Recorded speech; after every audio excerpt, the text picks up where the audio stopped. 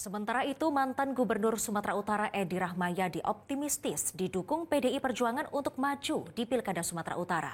Edi mengklaim selama ini memiliki visi dan misi yang sama dengan PDIP untuk membawa Sumatera Utara menjadi lebih maju.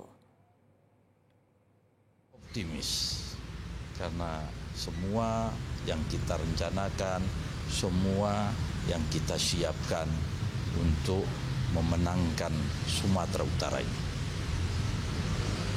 Untuk PKB sendiri udah mengusung Bobi Nasution, harapan kalian? Iya, saya semua partai saya datangi.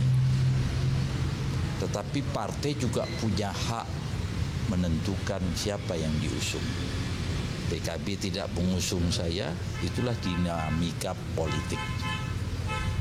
Pak, kemarin PDI menyebutkan yang diusung itu kader gitu Pak. Itu gimana Pak? Apakah Bapak nanti mau KTA PDIP? PDIP tidak mempermasalahkan itu kader atau tidak. Beberapa contoh yang diusung oleh PDIP ada di situ. Tri Tamtomo juga diusung, bukan kader. Terus Tengku Rizal Nurdin juga bukan kader. PDIP lebih objektif demi bangsa ini.